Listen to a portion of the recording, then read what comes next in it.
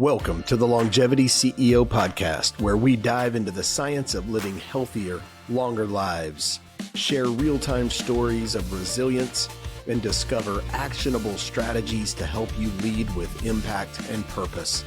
Because being the CEO of your health and longevity starts today.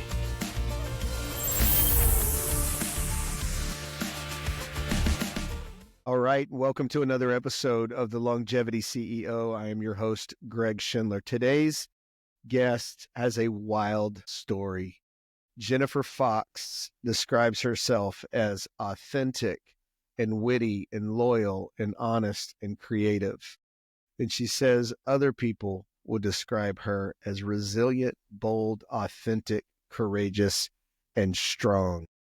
The word authentic comes up there twice, and I can tell you from my first conversation with Jen, that is absolutely spot on, 100%.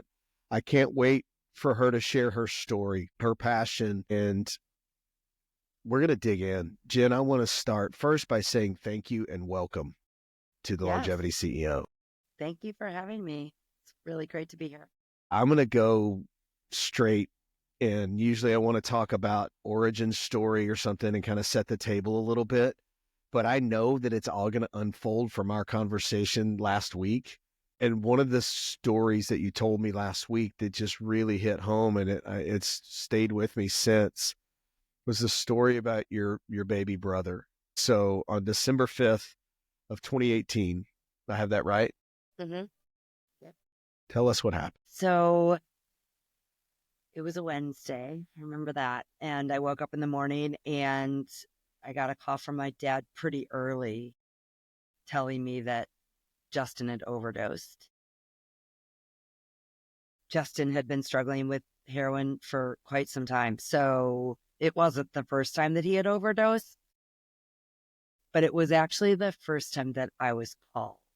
Like, I always heard about it after the fact. I never really thought about it until you just asked me that question, but it was the first time that I got a call, like that it had happened in the moment.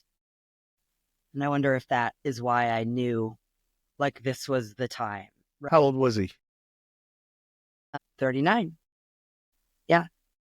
And so when my dad called me, Justin was in Rockford at his partner friend Mary's house. And so he was at the hospital. So that's what I got from the phone. So my dad came, got me, we drove to Rockford. It's about an hour and a half from where I live in the suburb of Chicago. And so on that drive, he was on the phone with Mary. My dad was on the phone with Mary when he came to my house. And so we were driving, and I mean, pretty much right away when I started talking to Mary, I could tell that he was gone. Like, my dad framed it like he thought he had overdosed but might survive. And he had done this before, so... Right. Okay. Right. Yeah. I actually have chills talking about this. And it wasn't long into the conversation that I knew that he was gone. So basically what happened was he had nodded out in the winter night, and the cold preserved his body. So he kind of almost froze to death. So when Mary found him, he was, I guess, she called 911, and they were able to detect some faint heartbeat, and they were able to get him to the ER. So when we got to the ER, he was intubated and gone and dead in the ER room. But like, you could tell that they had worked on him, right? Like, the ER was kind of chaotic, and it was a day. That's a day that I won't forget. Like an image, I can be right back there, thinking about it. There's no good time, but that's just before the holidays. Mm-hmm. And I know that when we lose loved ones, they always, those first holidays, those first memories and stuff are sometimes the hardest. You're going straight into the holidays in December. You lost your baby brother. You guys were close? We were very close.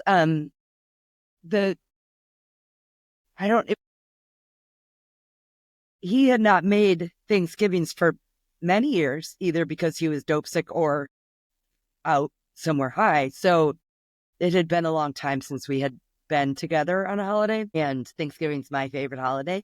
And so there was a picture, a selfie that I took of me and my dad and Justin and Mary, and I posted it on social media. It gets me every time. And all I wrote was so much to be thankful for this year. And I think it was like a week later that he died, maybe even less than a week. Thanksgiving was late that year. So yeah, we were very close. He was my baby brother, obviously. So I, changed his diaper, but I helped raise him, really. And then, it's funny because I don't even know that I appreciated just how much time we spent together and how close we were before he started using heavy drugs until I started looking through pictures, like to put together for his service. And I was just reminded of all of the stuff we did together, like through my late 20s. And You guys grew up outside Chicago? we did. Well, actually in Chicago, technically the furthest southwest you can get before you're out of the city limits. It's a neighborhood called Beverly. Yeah. Nice. Yeah. All Yeah. right. So other siblings? I have an older sister and then one other younger brother. Yeah. Yeah. And Justin was the baby of the family. And like fits the typical baby of the family in like every way, Yeah. The Yeah. outlaw, probably 100%. the big personality, Yeah. trying to Yeah. get, Like he could sell ice to an Eskimo. Like that's how I always described him. Right. yeah. Like he would have been so great as my partner in running the family business, really, like had he been able to get his life together, because his personality was just like off the charts. Yeah. Yeah. And, sometimes too, when we're the addict brain and personality can be very charismatic, right? And we become good salespeople because we believe it. This is the last time. It'll never happen again. I promise, right? And you believe it in your soul. And so you start to become good at, being convincing and stuff like that. It's a survival technique, I think. And so if this had been a pattern, for him, it's, we've all, I don't know if all of us, but a lot of us have had people in our lives who've been touched by, the disease of addiction, the illness of addiction. And it is an illness, make no mistake about it. I grew up with an alcoholic father that they make movies about, and took his own life when I was 12. And so I spent a lot of years, I don't know, angry and resentful and bitter and stuff. And as I got older, I started to realize he was sick. He was sick. I'm not trying to make excuses when I say that, but we have to acknowledge that he just had some demons and an illness that, we didn't know a lot about at the time, or so he didn't. And he was sick, you know? Yeah. Yeah.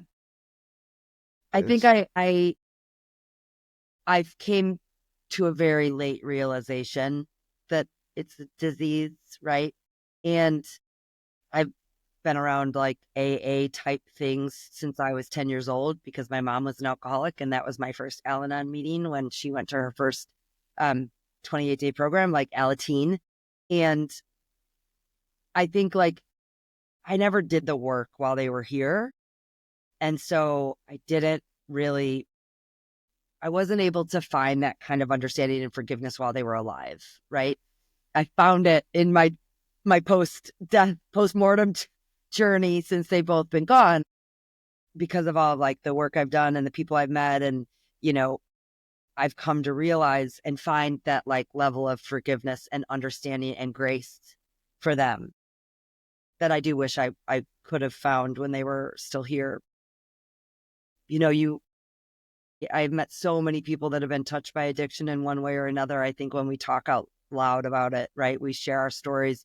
It's amazing how many people suffer in silence, either that's a suffering fact. themselves as an addict, or they have a family member and they have no idea what to do, and they just suffer in silence. There's shame. There's so much shame that comes a lot along with addiction. And, Laura Love Harden talks about this in her book, The Many Lives of Mama Love. And I've seen Hillary do it too, where, she says, she's in front of a room full of people and she says, I want you to think about the most shameful thing you've ever done.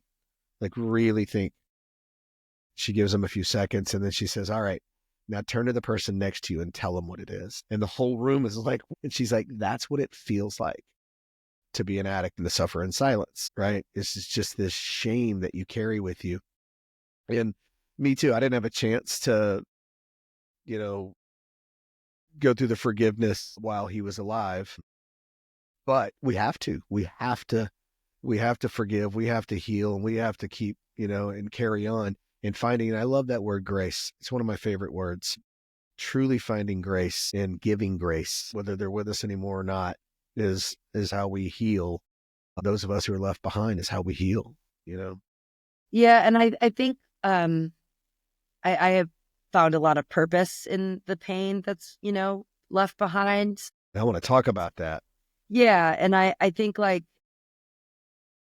I feel so strongly about living in a way that would make them proud. And sometimes I worry, like I think like, oh my God, my mom's rolling over in her grave that I'm talking out loud about this, because it's not something that, if you're a family member I with get it. addiction in your family, like you understand, like you I don't get talk it. about it. And my mom blamed me for a lot of things. Like the reason I talked about it was the reason she didn't have friends, or the reason people knew she had a drinking problem was because I told them. And I'd always be like, I promise you it wasn't because I told them. But, I think like I don't know how to do it any other way. And once I recognize that shame, like I can look back on my mom's life and identify that she lived with so much shame. In the moment, I didn't understand it. Like living with her, and in the moment, I didn't understand the kind of shame she must have. It's only in retrospect that I can look back and say, like, okay, if I can save one person from having to live with that kind of shame, right? I have to live in a way that would make them proud. And how would I say this? Like, depending on, like, I was born with I was raised Catholic, and I believe in God, and that's my higher power. And so I think to myself, like, they're looking down on me and not living with any of that shame anymore, and therefore understanding why I am living in the way I'm living. Does that make sense? It does. Yeah. Yeah. No. It does. Let's talk about your mom a little bit. Tell me what happened there. So, my mom was a great mom, but we had a very tumultuous relationship. And so if I were to pinpoint like my memory of when it started to go south, it would definitely be like in my late teens. So in my teens, while I was in high school, like mom, daughter, typical stuff, right? I was a pain in the ass. I was defiant. I wasn't a great student. My mom was kind of like a taskmaster, all of the like typical stuff. But then she filed for divorce the summer after my sophomore year in high Then school. can I ask you, is she drinking during your teens? Is she Yes. okay? Yes. So my mom's first 28-day program, I was 10 years old. And when my dad and sister told me that she was going away for a month and tried to explain to me why, I have a very clear memory of crying and saying, like, Mom is not an alcoholic.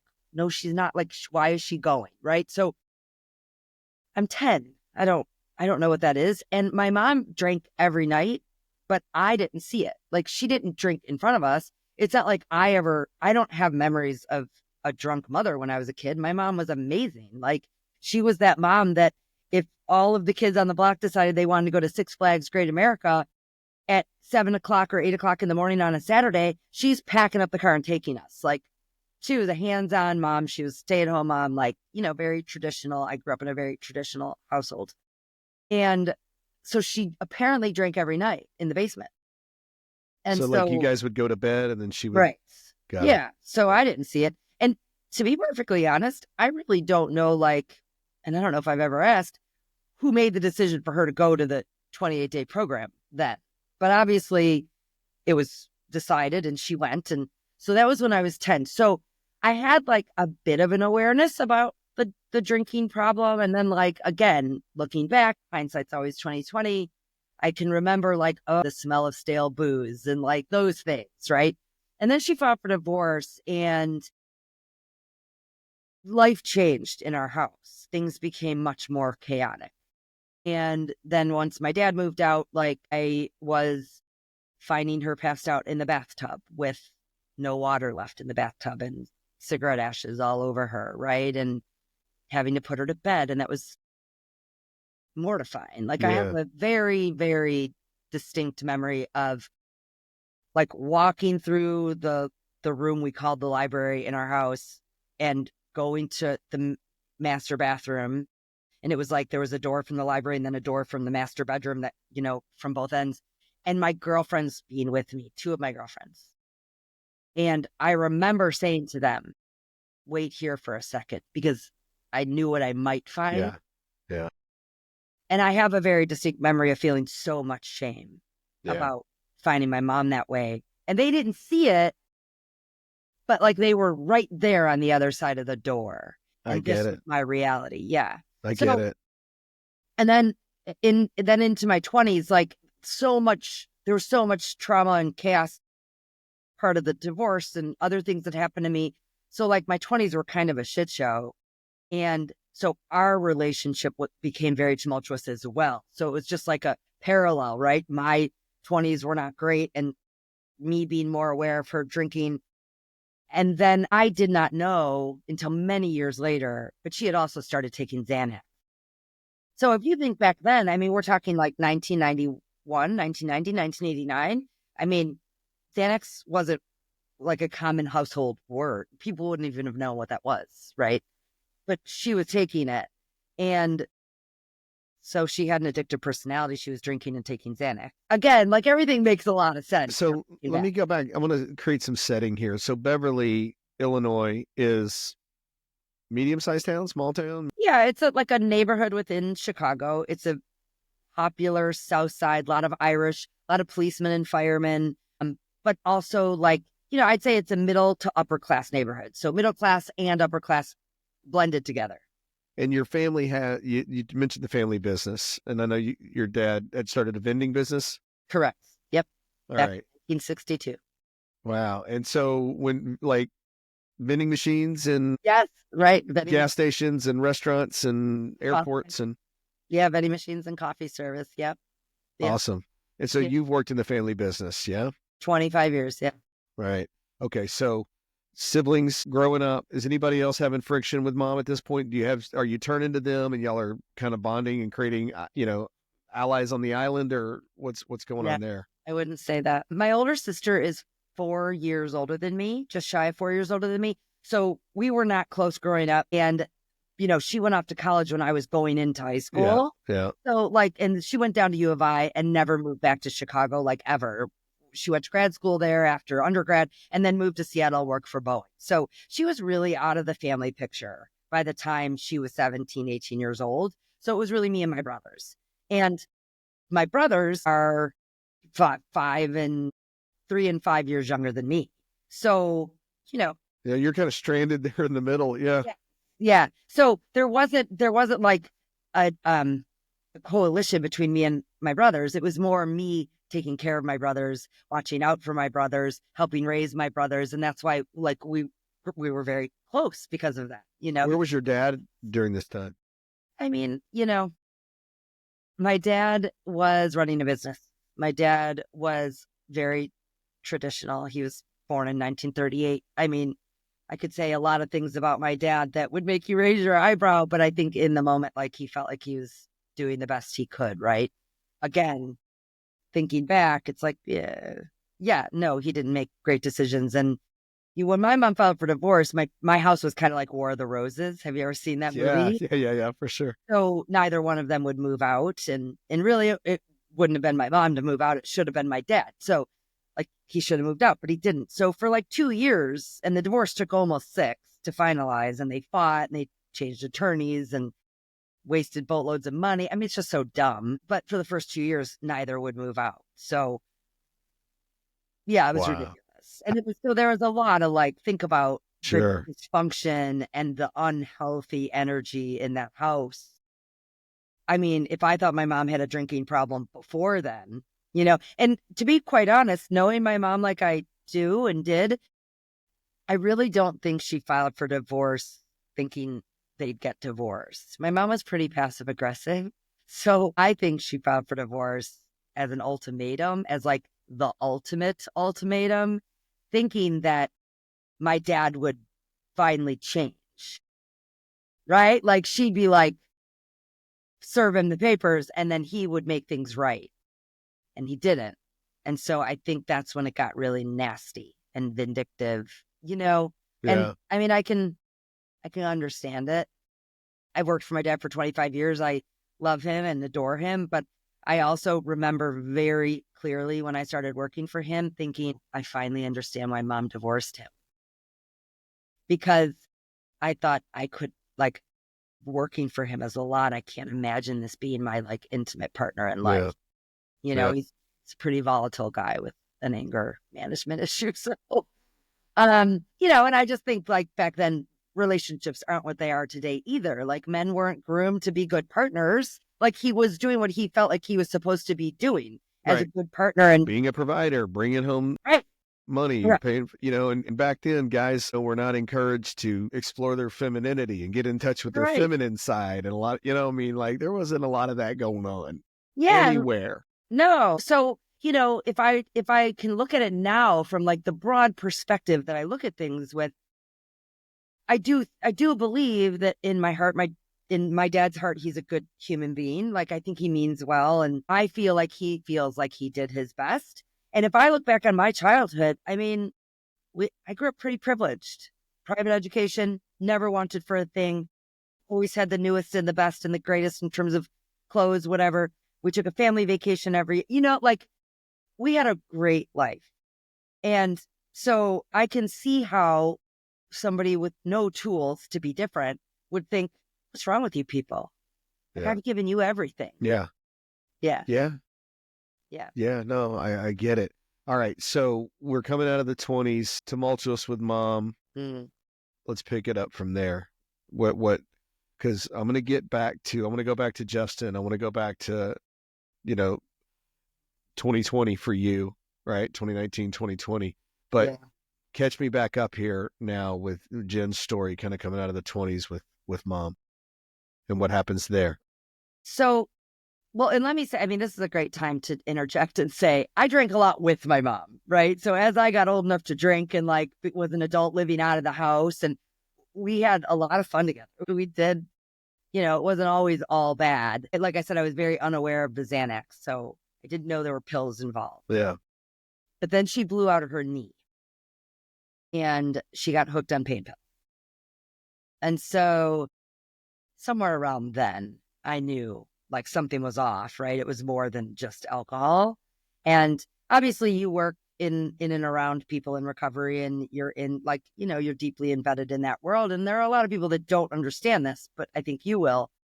When people are hooked on pills, there's a vacancy in their eyes, Mm-hmm. right? I can pick it out of a complete stranger now.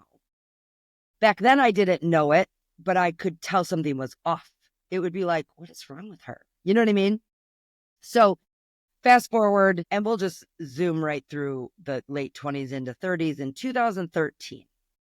So right before my 40th birthday,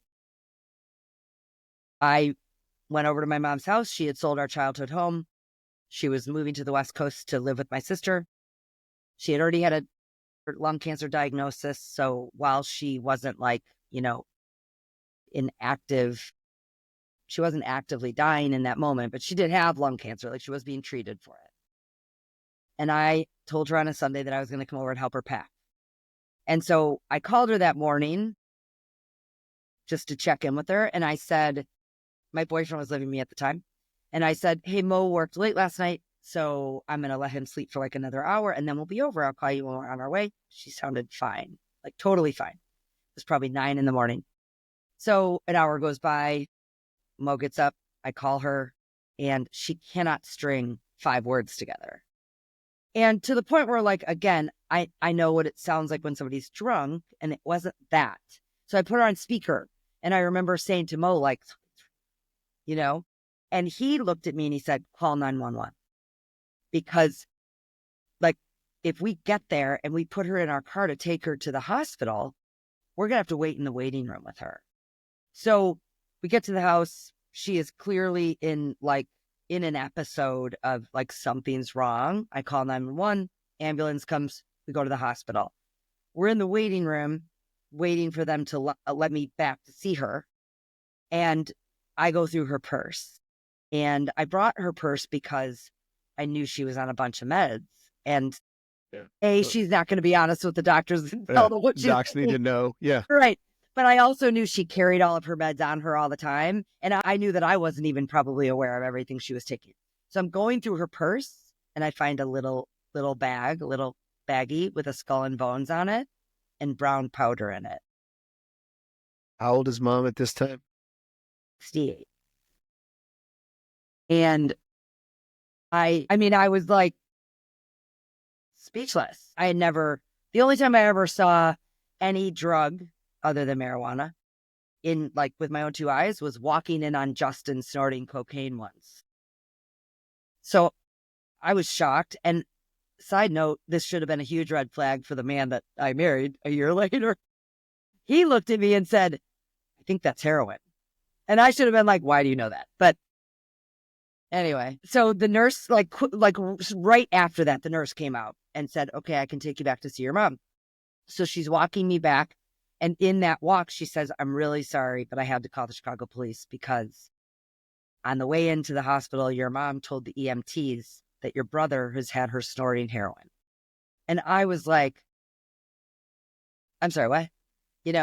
But I said to her, well, I found this in her purse. And I gave her the bag, and the two policemen were at the hospital room in the ER. And then we walked into the room to see her, and they had her intubated, so she was she was out. And the nurse turned her arms over and said, I'm really sorry, but those look like track marks to me. Now, I will say, because I feel like it's only fair to say that both my mom and my brother Justin denied to the day both of them died that she ever shot up heroin. But I definitely know what I saw. And you know what I mean? Like, there's a part of me that wishes I took pictures. But I guess it doesn't matter now. I'm going to make sure I get the timeline right. Justin was December 5th, 2018. What year is this? Oh, this is August of 2013. Okay. Yeah. All right. And so she was obviously in the hospital, right? So 2 days later, I go to visit her. And they had told me, let's not have you come back tomorrow because we need to take care Bring of her her down a little bit. Yeah, right. So that was a Sunday. I went to visit her on Tuesday. There's a social worker in the corner of the room because it's elder abuse, so she can't be left unattended.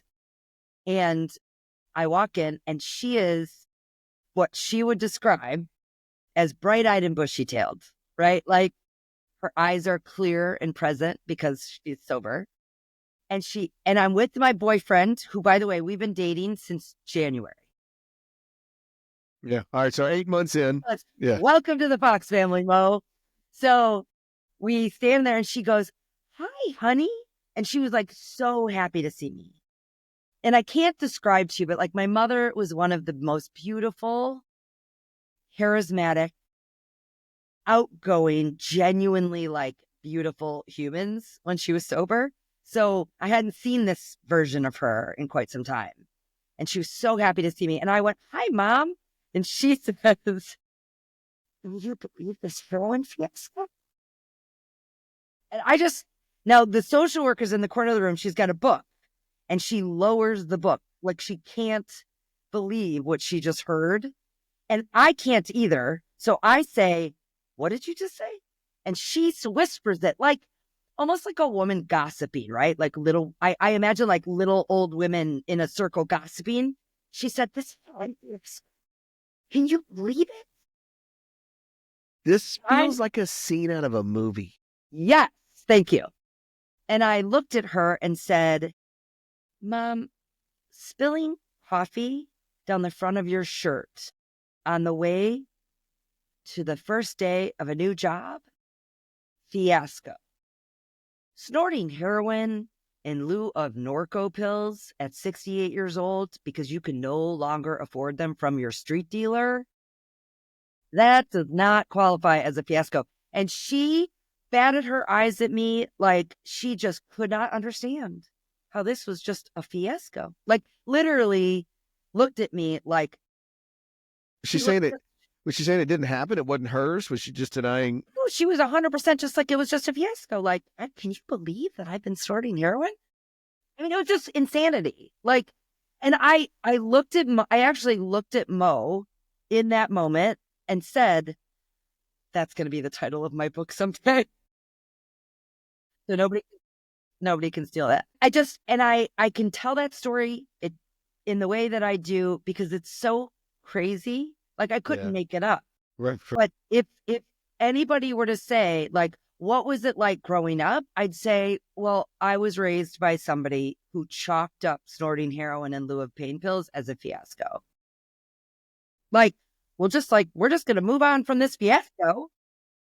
And that really was like, so it's almost like my whole Yeah, life I like was a birthday gaslit. party gets rained Yeah, out. What a fiasco. Yeah. correct. Yes. It was like on that, like so if I were to, we had like you and I talked prior to this call, a little bit of a get to know you, right? Yeah. And if I were to say to you, all of the things like you know enough about all the work I've done over the last 5 years, and we're going to get into it. But if I were to say to you, all the work I've done over 5 years and all the tools I have, I look back and think, holy shit, I have been gaslit my whole life. Like, because I was made to believe that this was all just normal. Yeah. This was just normal. Yeah. And so when I would talk about stuff going on in my life, people would look at me like I was crazy. The amount of times people have said, dude, you should write a book. I'm like, I know, but it was because people couldn't believe that I was just talking about these things like they were just another day. It was normal for you, right? I mean, it was normalized. Totally. Yeah. 100%. Like 100%. I was groomed to expect like, look, this is just what happens. Let's just move on to the next fiasco. So August 2013, Yeah. mom almost overdoses Right. on Comes something. back, All right. lives with me for a while. Yeah. All right. And so then what? So that was 2013. Then I got married in 2014. To Mo? To Mo. Yep. I miscarried twice in 2015. My mom died from lung cancer in March of 2016. I separated from Mo in early 2017, late April. Filed for divorce in January of 2018. Had a full hysterectomy in October of 2018. My divorce was final at the very end of September, and 6 days later, Justin overdosed and died. So that 5 years was a lot. Yeah. Holy shit. I was just doing the math. I was like, you had a 5-year stretch there that just Yeah. And I mean, being tested. being tested. And, I tell my story, and I typically use that 5 years because it's the best short kind of condensed like version to give somebody an idea of how I got where I am today, right? Like what sent me to my rock bottom. But if I'm being honest, it started when I was 10 and I had to sit at a table I didn't want to sit at as a 10-year-old and learn that way that, oh, my mom is an alcoholic, and then and I didn't want to be there. And it's fucking shameful as a 10-year-old to have to sit. It just was awful. It was awful. I hated it. And then my parents divorced, and then just my family chaos and tension. And then I was sexually assaulted when I was 17. And then my living brother attempted suicide and miraculously survived. So that was that little window of trauma. And I mean, I could give you more, right? Like it wasn't just 2013 to 2018. So there was a lot leading up to it. And then 2013 to 18 broke me. Yeah, but you'd seen all this stuff. You'd been assaulted. Your living brother attempts suicide. Your mom's overdosing on heroin, struggling with heroin addiction. Seemed normal to you, right? I mean, like this was your life. I know that your friends probably didn't have these things going on, but this had been such a part of the way you grew up that it's just one more damn thing I got to deal with almost. Right. Yeah. I don't mean to minimize it like that, but look, I get it. In my house, there was a lot of alcoholism and there was a lot of craziness. And when I tell my story sometimes too, people are like, what? Right. Right. They look at you like they But I just don't remember at the understand. time, like this wasn't, and I was the son of the town drunk, and there was shame in that. He was a little league coach, and he would show up drunk and fight with the umpire and get kicked out. We'd have to forfeit the game, and then he couldn't drive, so I would go home with one of the other parents, or there were cop car rides and stuff. And I look back on it, and I'm thinking, well, this was the way things were. And I remember the shame because this wasn't happening in my friends' houses. Correct. And you don't think they know how bad it really is. And so you kind of minimize it, but everybody knows, everybody, the parents know, and they talk. And I'm sure the kids were asking why they didn't get to ride in police cars, Yeah. And they're like, well, sure, you want to do that. But yeah, so I get it. You just kind of growing up with these things, and it just seems like, damn, Like I'm your being, normal, your yeah. baseline is trauma, right? Like my baseline my whole life has been trauma and chaos. And somewhere along the line, I was taught that you sink or you swim, period. What's the resilience, right? I Those are mean, the two options. You sink or you swim, period. End of story. And you have a choice. And so I didn't know any better. I never felt entitled to ever feel like a victim of anything. Like it was just, I don't know how to explain that other than to say that at no point in it did I give myself a moment to breathe or feel sorry for myself or recognize that like it was a lot. It just felt like this is what I this is have. my life. This And is I'm your not going to life. complain. What am I going to do? Complain? Because I was always reminded about how spoiled I am. I've been called spoiled my whole life.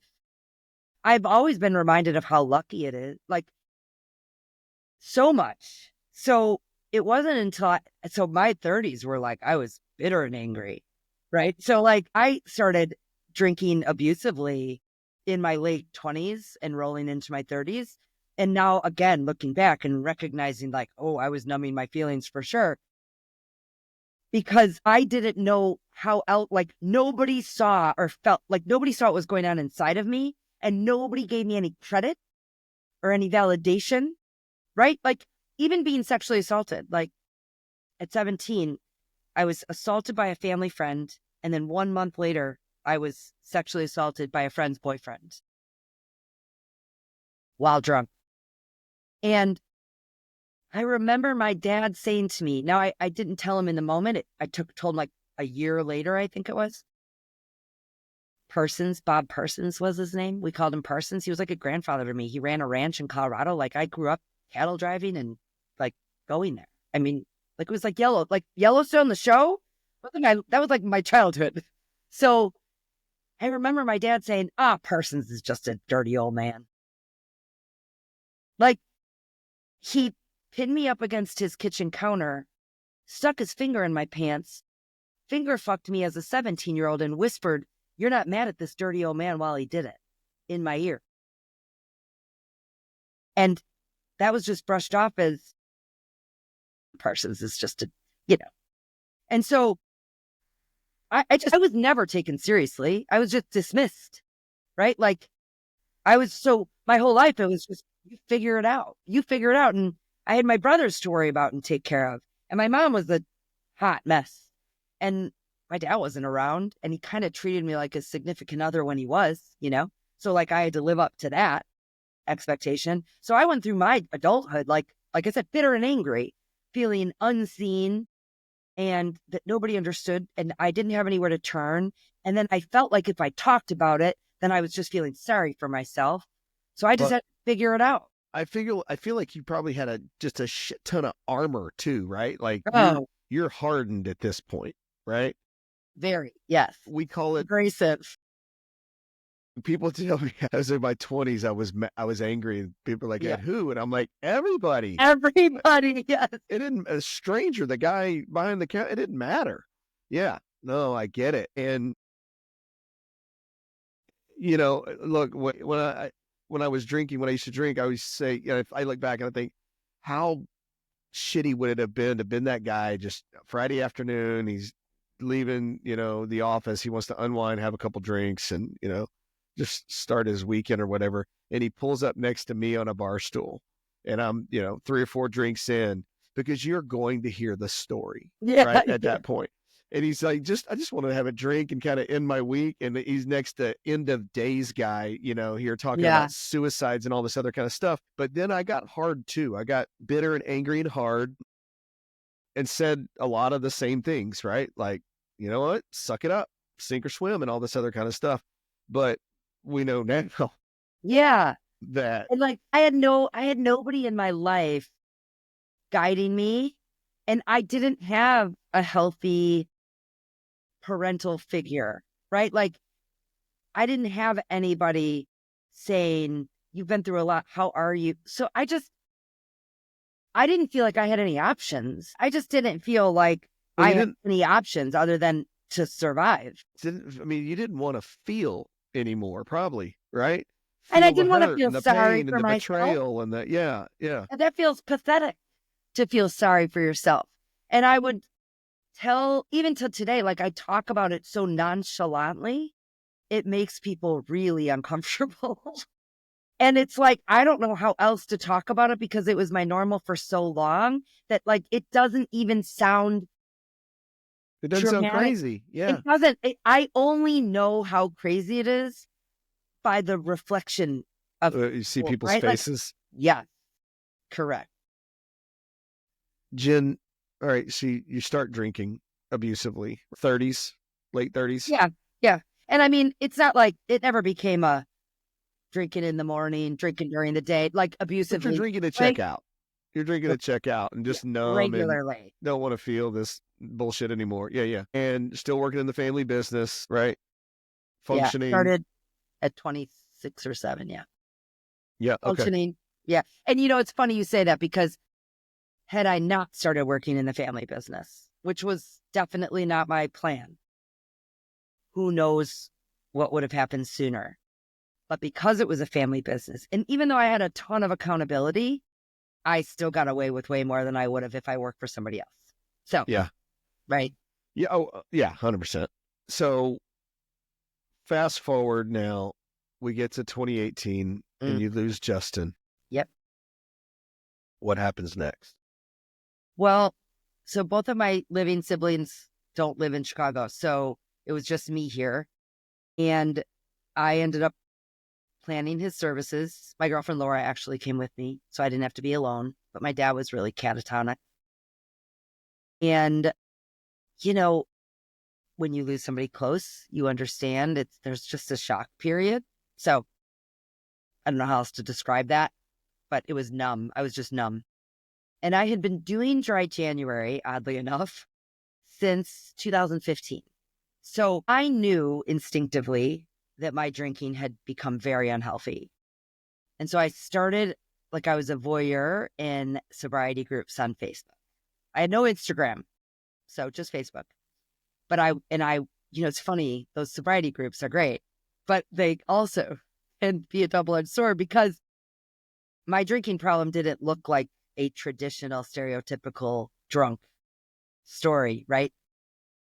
I wasn't doing any of these things. So I'm reading all of these posts in the Facebook groups, feeling real good about myself and my drinking. I'd be like, these people are fucked up. Like, I don't know.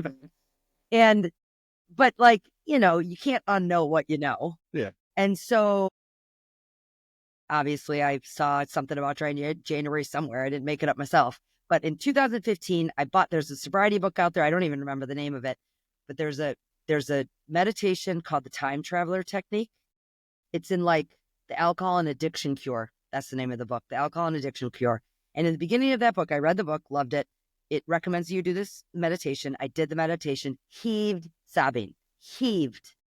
like out of body sobbing, because I knew from this meditation, like, I have a problem, like, I have to do something. So I started doing dry January, honestly, to prove that I could, right? Yeah. Yeah. Just And it dry was out for easy. 30 days and yeah. And it was easy. It felt easy.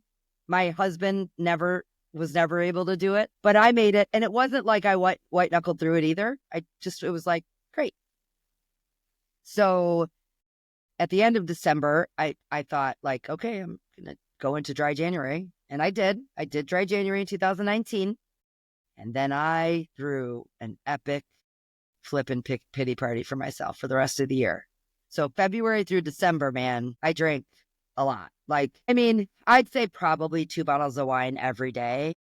Maybe not every day, but like enough that the average would have been 2 bottles of wine every day. And I had gained a lot of weight. So I had gained 40 pounds. I was drowning in grief and depression, drowning. And I just Probably sucked. a lot of Like, oh, unprocessed stuff, right? A lot of right. unprocessed Like, trauma and grief. right. From everything I've told you. Right. So like it was 5 years, but it was really a lifetime of chaos and trauma that culminated in the death of Justin that broke me. And so At any point in prior to this, have you seen therapists? Are you I mean, no. no. Um Okay.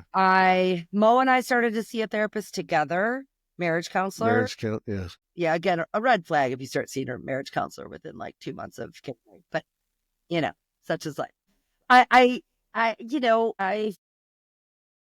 think I saw a therapist about Justin. I mean, like, no, nothing, Okay, no, nothing of any substance. right. No. So All right. no help.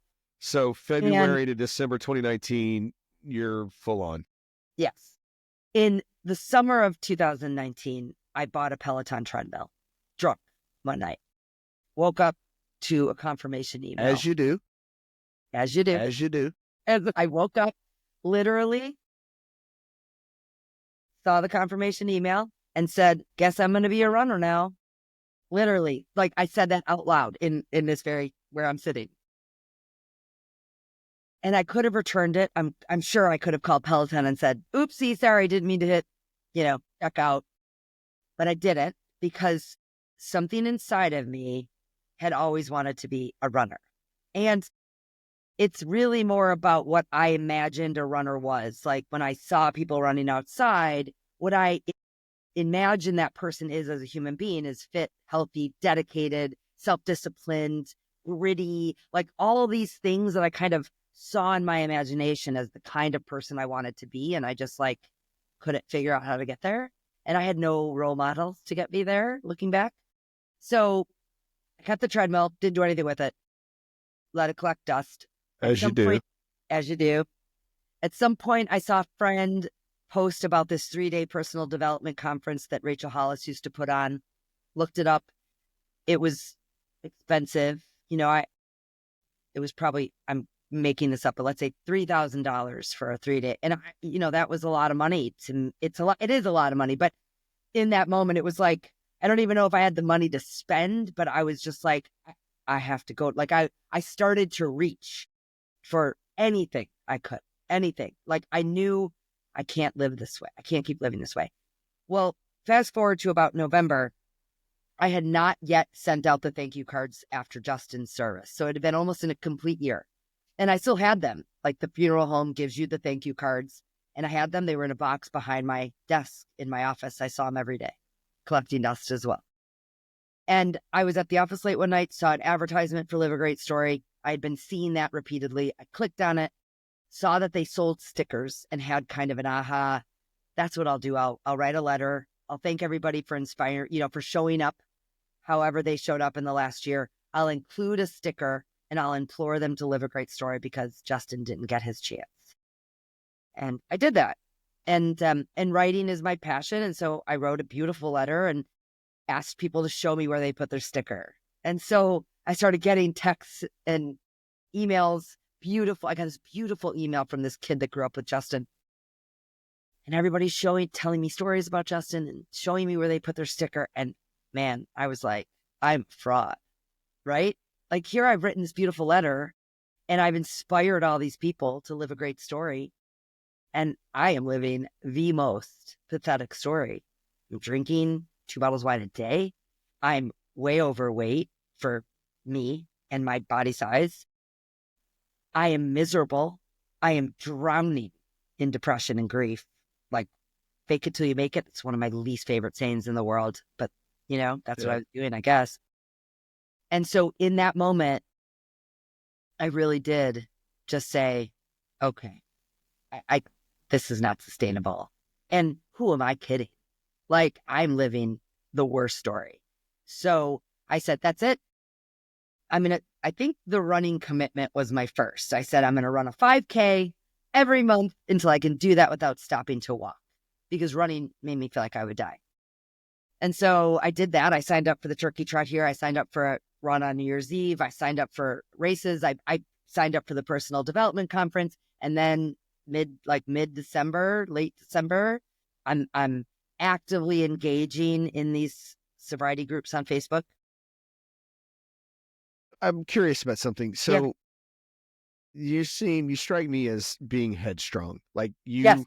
you kind of wake up one day and go, I'm doing this now. And then you're going to do it. Right. I mean, if it's something that you feel like you want to do, was there a health component to this where you like, I got to get my health, I got to get my shit together from my health standpoint?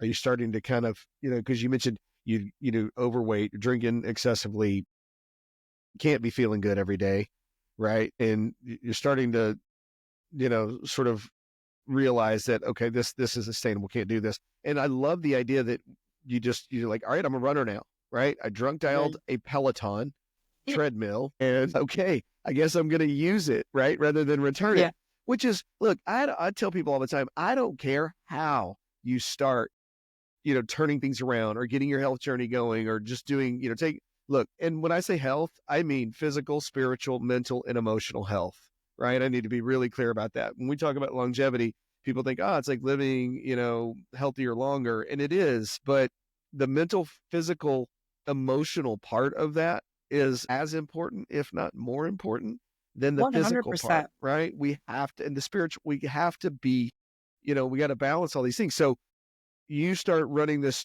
turkey trot, this 5K, are you consciously saying, all right, I'm going to lose some weight, I'm going to get better at this, I'm going to keep going longer? Okay. All right. So let me be clear. There is a vanity component to this for sure. 100%. I have a very healthy ego, and I am not cute, chubby. Anybody that says they doesn't understand ego. So there's that. Hey, like this I hope this is okay to say, but if we could just go back to a little bit of the days where guys felt free and comfortable to give women compliments without being accused of like any number of things, because I'm like, oh, you think I'm hot? Please tell me. Like, I would like to know. No, you don't have to be shy. You think I have a nice ass? Let me know, please. I mean, so in reality, yes, I have a healthy dose of vanity. I did not feel good. I've always had body image issues from the time I was young. Like, there's a post on Instagram that I did 6 to 12 months ago because I was looking for pictures for something else and found a bunch of pictures of me from childhood on, like, so from say 11 years old to 19.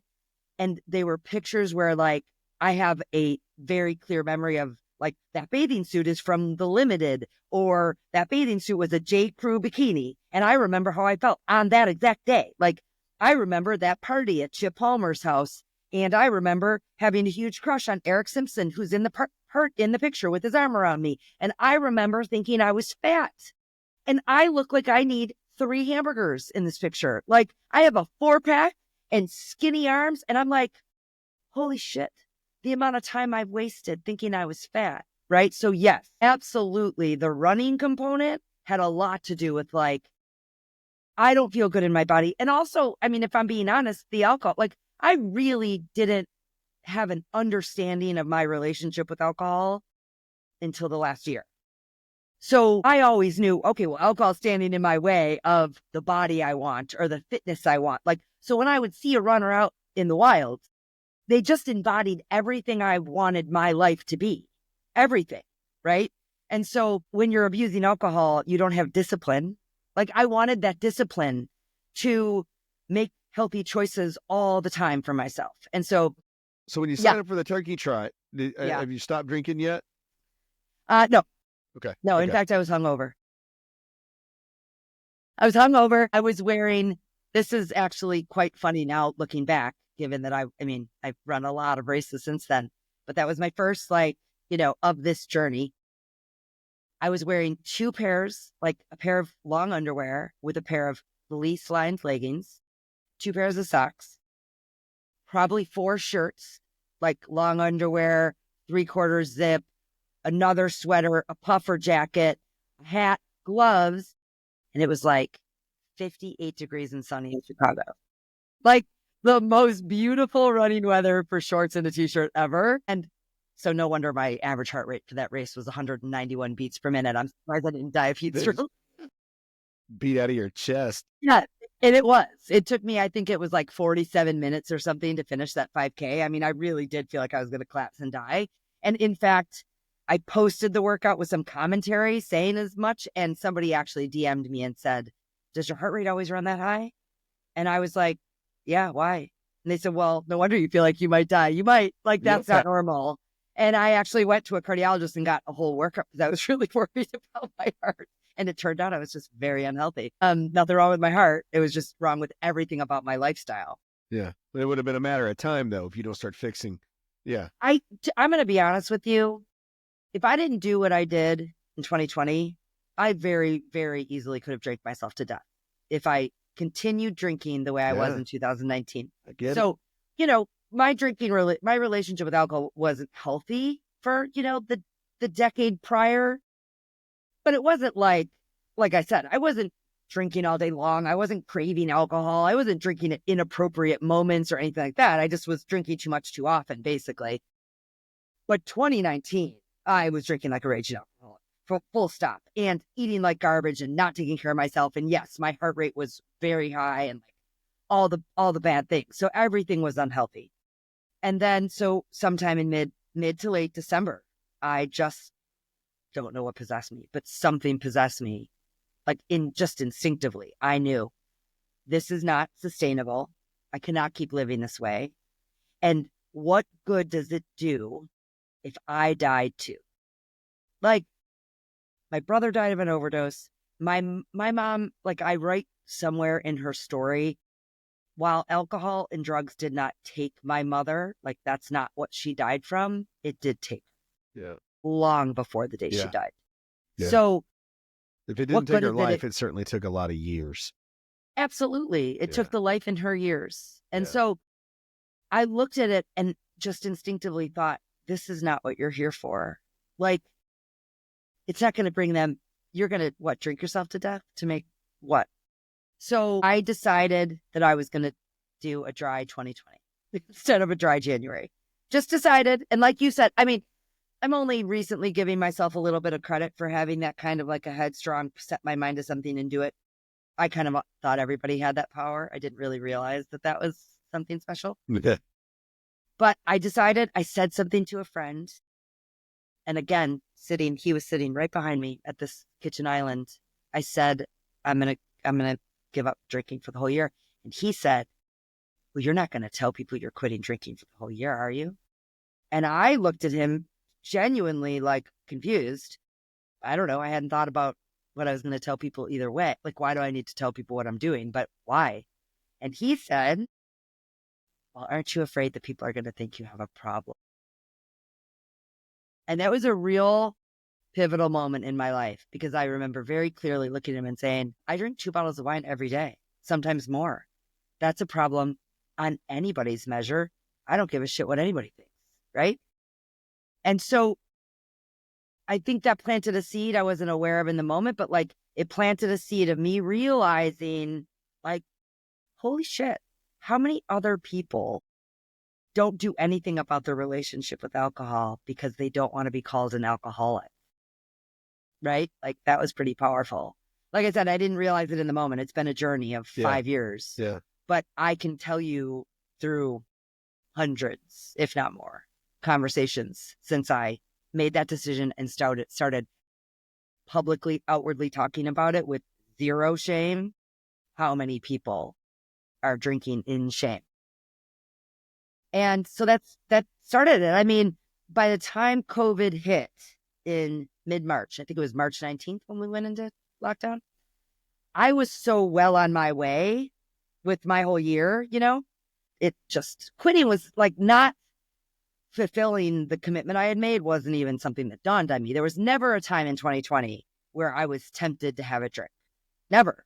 And if I had $1 for every time somebody said, you picked a real bad year to quit drinking, and I would say to them, I don't know, man, I think I picked the best year because if I rolled into 2020 drinking the way I was in 2019, Locked up I with might be yourself. dead. Yeah. I mean, I'd either could have drank myself to death, could have gotten into a fatal car accident, could have killed somebody and be in jail, like any number of Now, catastrophic let events me could ask you have. a question. Are you doing AA or 12 steps or anything during this time? You just No. cold turkey. You just, Yeah, I mean, I never did, and I don't identify as an alcoholic myself. And at this point, I am in therapy, I should add. So, like active, regular therapy. No, I never felt the need for that. Like I don't know. I didn't. no, that's I had been great. around it enough, right? And I didn't Hey, feel ashamed at all. that's also special, by the way. Very few people who do struggle with drinking or any substance abuse can do it on their own, right? Very few, right? And so there's that headstrong again, you sort of, I'm making this decision. This is how it's going to be. But I'm going to be honest with you, Greg. I think what's partly to blame for that, very few people being able to do that, is the shame component. That if people felt comfortable just talking about it without feeling like they had to identify as something, if they could just talk about their drinking and just say, what does it matter? Like, this is how I explain it to people. Like this year, I've got my Zero Proof project. I'm in the middle of another alcohol-free challenge. And what I told people very early on is, listen, I don't really care if you identify as an alcoholic. It has no bearing on me whatsoever, right? And nobody else should care about that either, but you and the people closest to you that your drinking may impact. But at the end of the day, I do not think that that is the first question we should be asking ourselves or other people. I think the question that would much better serve people is alcohol serving you? Forget about whether you're an alcoholic for a minute. Let's just put that aside. Let's just talk about that, like that meditation I told you, the time traveler technique, is so powerful because it has you envision, it talks you through envisioning what you want your life to be 10 years from now. And it makes you come up with your eyes closed, a detailed image in your mind of what you want your life to look like. And then when you come back and say, is alcohol going to help me get there? I can almost all but guarantee every single time your answer is going to be no. Yeah. So I don't identify as an alcoholic at all. Yeah. But I know It wasn't serving that you. alcohol wasn't serving me. Yeah. And I knew that what I envisioned, I wanted to become a runner. I wanted to be able to run 3 miles without stopping to walk. I wanted to lose the 40 pounds I gained. I wanted to not be depressed every day, drowning in grief. All the things I wanted, I could clearly see. I had to be honest with myself to say, if you want these things, there's no freaking way you're getting there if you're drinking. And so, like, I'd already done dry January for enough years to know that 1 month wasn't going to cut it. And so for me, it was like a year was like far enough out where I just got it out of my way, where it wasn't an option. So I could focus my energy on other things. And I ended that year running a half marathon, 13.1 miles without walking once. I couldn't run a mile at the beginning of that year, literally, like straight up could not run a mile. And I ended that year running a half marathon. So I feel very passionate about this topic because I watched my mother live her life in shame. I get very emotional about it. If I could have given my mom anything when she was here, it would have been more grace and understanding. And I would have done everything to try and help make her feel less ashamed.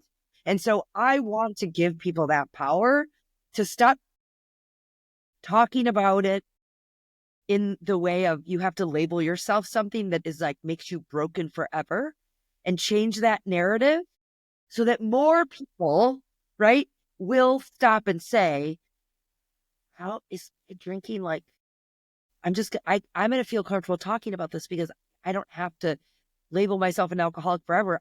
Let's just talk about my drinking. Like, it's not serving me. Yeah. And, yeah, I feel really strongly about it. And not to take away from AA at all, because I know it's helped a lot of people. It didn't help anybody in my family. They also didn't do the work either, right? But look, we get there how we get there, yes, Right. But Right. I love that. And that is a question. Is it serving me? Is my drinking serving me? Is my Right. relationship with alcohol serving me? Yes. I mean, clearly the answer for me would have been, Right. no, Right. absolutely not. But I understand that shame you're talking about. I've been sober twice, this time for 7 years. And the first time was for 4. I didn't talk about it then. I didn't go to rehab. I didn't, do any of that. I just started going to meetings and got a sponsor and was sober, but I didn't tell anybody at work. I didn't, if they asked me, hey, you're not going to drink, it'd be like, I'm on medication or Yeah, you had to I'm lie. Would you? training for something Right. or it's a health thing or it's whatever. I lied. I didn't say, hey, no, look, I don't drink alcohol because I'll, you know, wind up on the other side of town with strangers at 2:00 in the morning Yeah. with new best friends. So, but I mean, and it was shame. I was ashamed of it. Right. I didn't talk to my kids about it. It's just dad used to do that. Now dad doesn't do that. All good. Nothing to see here. Move along. And of course that didn't end well. After 4 years, I was on an airplane flying down to Argentina for work and I was in the business class section and the lady came by and she Mm. said, would you like, and I used to love to drink on planes and in airports for some damn weird reason where it's, Love having a drink in an airport. I what is agree. it? Because they're You crazy don't know. expensive and Yeah, and it's yeah, never great. I don't know. There's something about like the gray area of an airport where you just feel kind of lost. I Like guess. you're not there, Yeah. you're not here. You're like have no responsibilities. You're stuck.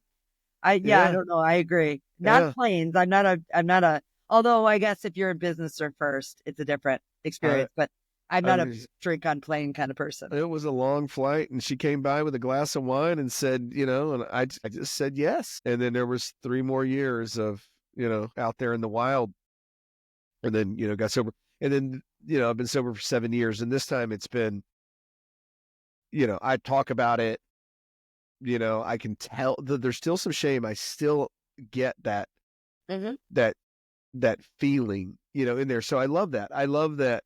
And, Hillary talks about that too, right? About the stigma and especially with women, right? For whatever reason, it's a little bit more shameful to be an alcoholic if you're a woman than it is for a man. I'm not saying Sloppy, yeah, right? sloppy. I'm not saying that's true. I'm not saying that's right or valid. What I'm saying is there's a stigma Yeah, it in just is what it is. society that you're supposed to wear capes and take care of everything. And, women don't get fall down drunk like men do. And that, to your point, I think she says the statistics are for every 2.5 men that seek treatment, only one woman does. And they suffer and struggle in silence because of that shame. Yes. So I love that. I love that. So look, Well, I'm going to tell you a huge win for me. So, in the Zero Proof Project this year, I have a woman who's become a really good friend of mine. And we have Monday night Zoom check in calls every Monday. And it's just how was your week? Great week, hard week, challenge, whatever. And at the beginning of the year, she had not even told her husband that she signed up for this challenge. Now, the sign up was just sign up. There's no money. It didn't cost anything. Just it's a challenge. Challenge yourself to give up booze for a year. 47 people started in that group. There are 5 left, 5 of us. She and I are the only 2 that are on most of the Monday calls. Handful of others sometimes pop in, but it's mostly her and I, which is how we became so close. And at the beginning of the year, she had not told her husband because he didn't know how much she was drinking. So she said, can't tell him that I'm doing an alcohol-free challenge because he's going to wonder why, because he doesn't know how much I drink, right? So that was one. And then she didn't tell anybody about it. And she really struggled with, what am I going to tell people? How do I tell people? The women at the gym always have mimosas after pickleball, whatever, right? We had our Monday night call last night and she said, like, and not, she's comfortable talking about it with everyone. Like, it's just watching her evolve over the last 9 months has been so rewarding for me because she is the poster child for what I'm talking about, right? That she never talked about her drinking. She had no idea how to talk about it, who to talk about it with. She felt ashamed. She felt alone. She couldn't even tell her own husband not because their marriage is broken or what, just because like she didn't, that conversation is not available to people because we don't talk about it like that. We talk about alcoholic or not, normal drinking or alcoholic. And that's just such BS. There is a huge gray area between those two things. And I don't think people who do identify as alcoholics should feel ashamed either, by the way. No. But I think there is a huge swath of people in the middle. And those are the people that I'm trying to reach with my message. Yeah. Is the people like my friend in this group who didn't even tell her, like, didn't know how to talk about it. And now talks about it all the time and feels very comfortable and zero shame and has no problem saying to somebody, no, I don't drink. And she now understands why I said to her, when I tell people I'm not drinking, it feels like a superpower. I mean, I love. It's almost like fuel. When people go, you're not drinking for the whole year, right? Like literally, I don't think, unless somebody's in recovery, there has never been a person that did not react that way. Unless somebody says, I haven't had a drink in 8 years. You know what I mean? Yeah. There is no other response other than, wait, what? Well, it's normalized. Right? Yeah. In society. You know how good though? Because Hillary calls me a pollinator. I love her for that. Like that really stuck. And I'm like, I don't give myself a lot of credit in a lot of ways, but when she said it, I thought, yeah, that's what I'm doing. Because I see the twinkle in someone's eye when I tell them. Like this just happened on my dad's birthday. I took him downtown for dinner. We're sitting at a bar restaurant we go to all the time, Friends Own It, very popular. I walk, my dad sits down first. I go right to the bathroom. I come back. Rudy, the bartender, love him, known him for 20 plus years. He has a glass of Chardonnay poured for me. I've been going there for 20 years. He knows what I drink. And I say, like, and the bar's jammed with people, right? We're in downtown Chicago. And I go, Rudy, I'm not drinking this year. I'm doing an alcohol-free challenge. And he just went and got me a club soda or whatever he got me, right? And there was a young guy sitting at the bar that heard that. And he was like, wait, what? I don't know this kid. He's 30 years. I actually asked him, he's 32 years old. I get lots of information in a short amount of time. 32, just got married 2 months ago, whatever. But I saw the twinkle in that kid's eye. And I can promise you, maybe it won't be next year. Maybe it won't be a year. Maybe you'll just do dry January. But I promise you that kid will not forget that conversation. Yeah. See it in his eyes because his wheels were spinning. And he made the comment to me, I should probably do that. And I can't tell you how many people say that to me. So my comfort in talking about it, because I really don't care, opens the door for other people to go, wait, like, so you're not in like AA, you don't go to recovery, you look normal, whatever, like, and you're not drinking and you're out in a bar, like, what's it like? I get so many questions. What's it like? Is it hard? Do you think it? And I'm always like, no. And then I always say, I mean, in reality, if you can't give up booze for a prolonged period of time, perhaps you do have a problem. So I don't know. And then I always like really light. I'm like, hey, no judgment, but just some food for thought. Yeah. Because if you don't have a problem with it, it should be easy for you to put down. Yeah. And so if it's not easy for you to put down, yeah, maybe you should do some. Look a little deeper, see if it's serving you. Yeah. I love that. There's a whole thing about this gray area drinking, right? I mean, in gray area stuff, I'm kind of I don't give a shit how you get there. If it's a problem that's not serving you, it's impacting the people that are close to you and you love. And it's got to go. Whether you're an alcoholic or not, or you just want to, I don't care. Just, I mean, anybody, like you grew up in that home. I grew up in that home. If it's a problem, I don't care how you get there. For me, I was able to go through, AA worked, still does.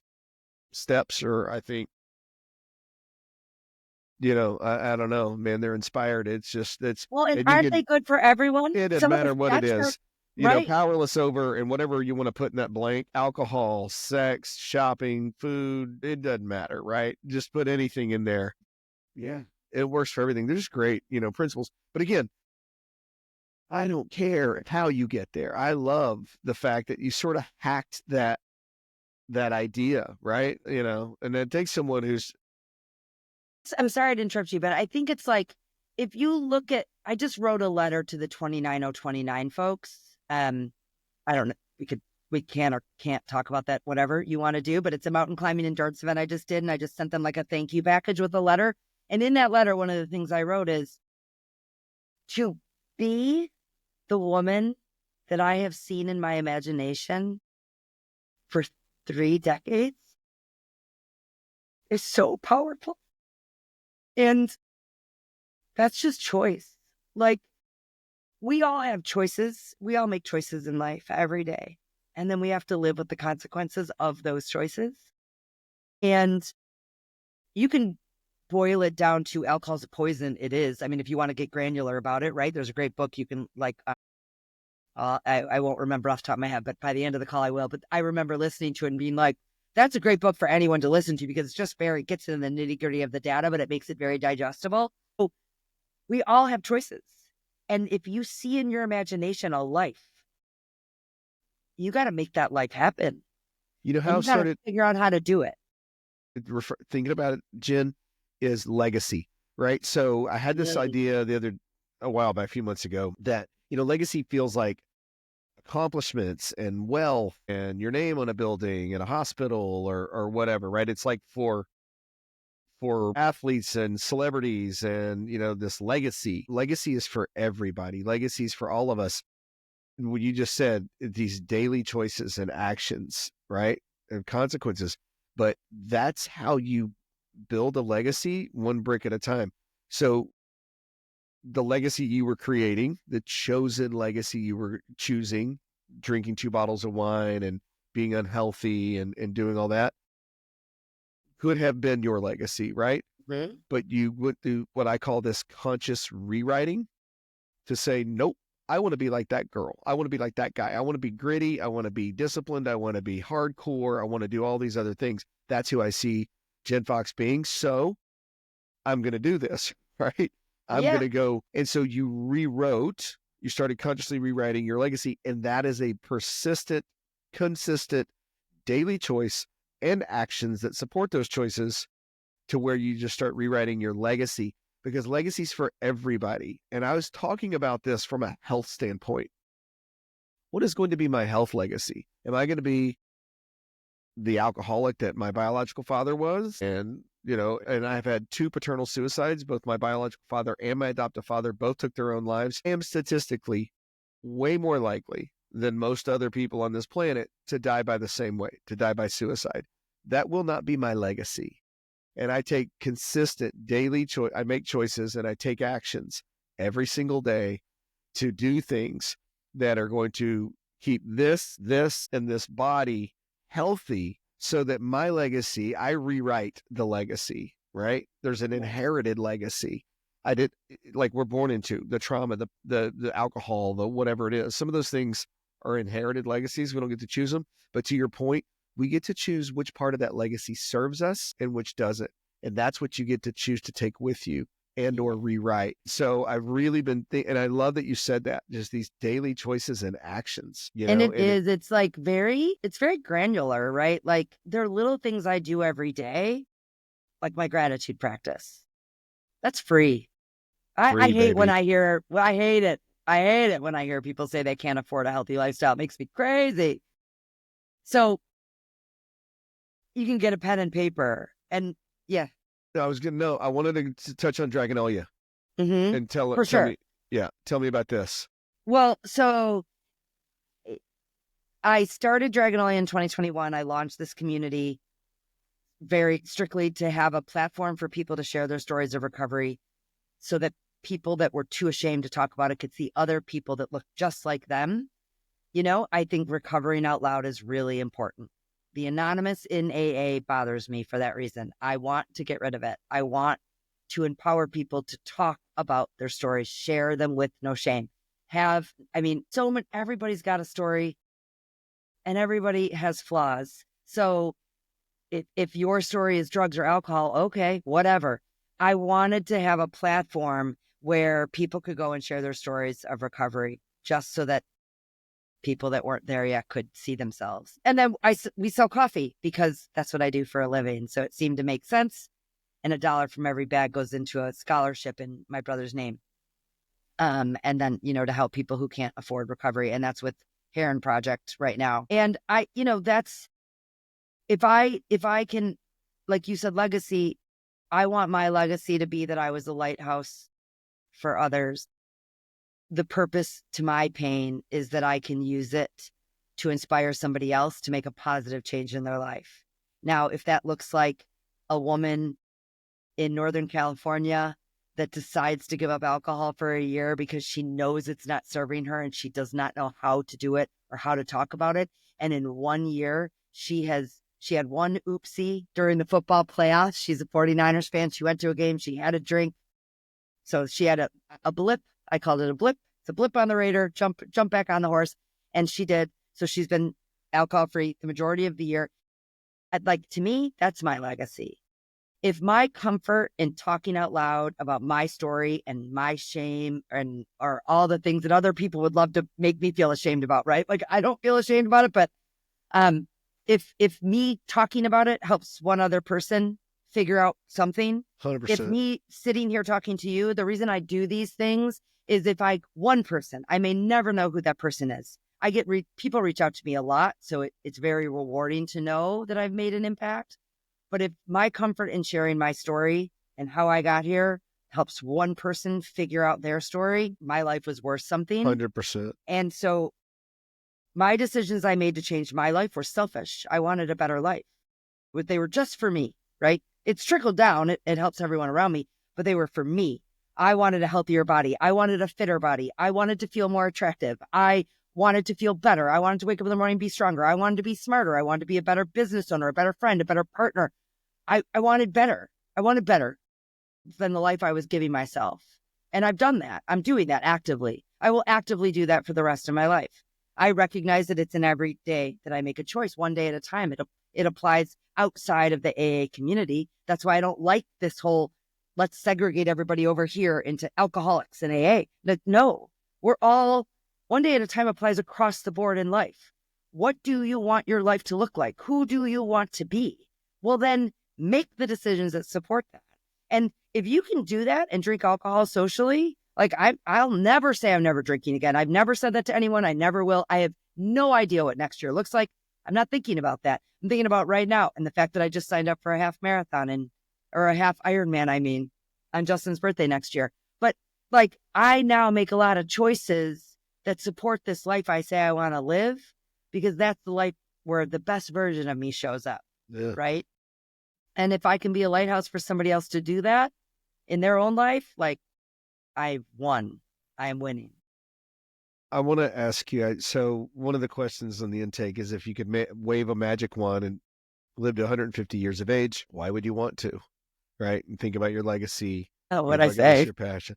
No, your answer, I think this is going to be strong to end on this. It's been interesting. My first year in my 50s, because I almost immediately had a visceral awareness of time like I've never had before. I regularly have this strong feeling of I'm not ready to die that I never experienced. There's just so much more I want to do. Travel, adventure, write a book, start a podcast, do a TED Talk, make an impact. I would argue you're doing that already.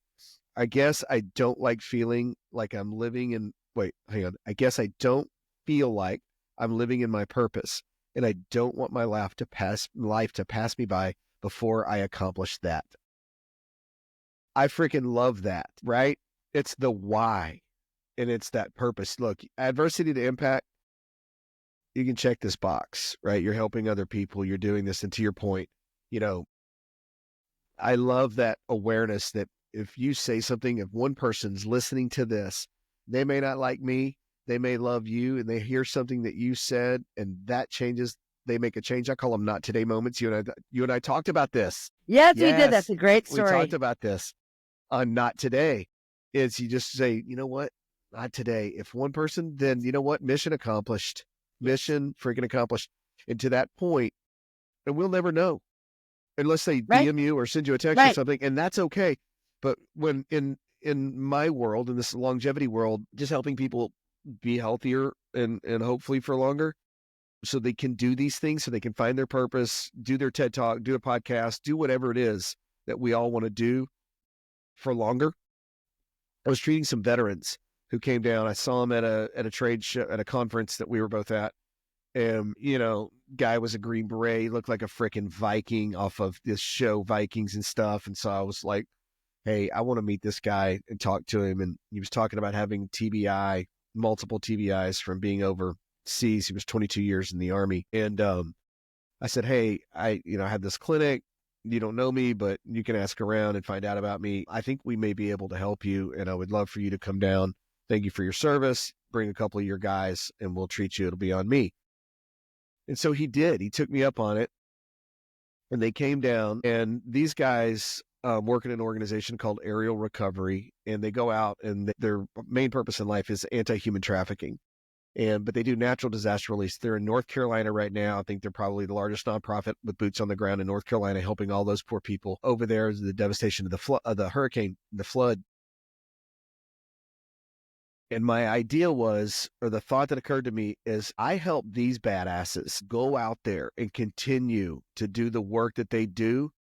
The ripple effect of just helping 3 guys who do that kind of work will impact so many lives of people I'll never know, don't need to know, but I'll know that they're out there now because we help them be a little bit better, to your point, just better, just a little bit better.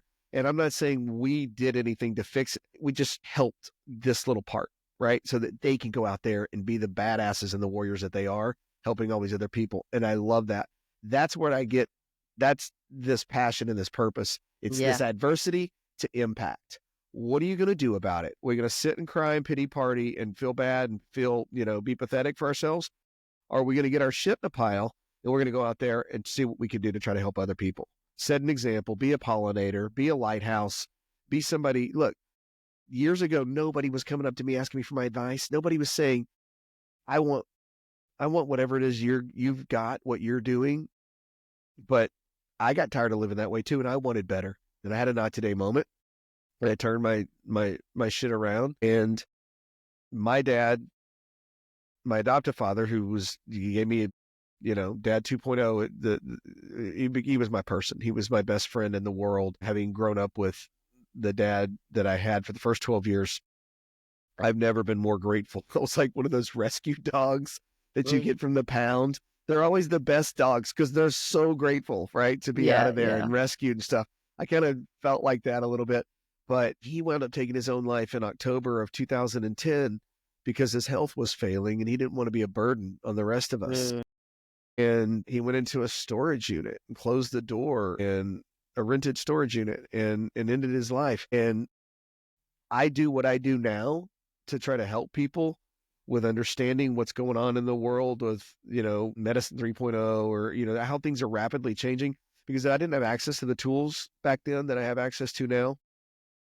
And had I, maybe things would be different. Maybe he, would still be here. So I get it, man. I get one person helping.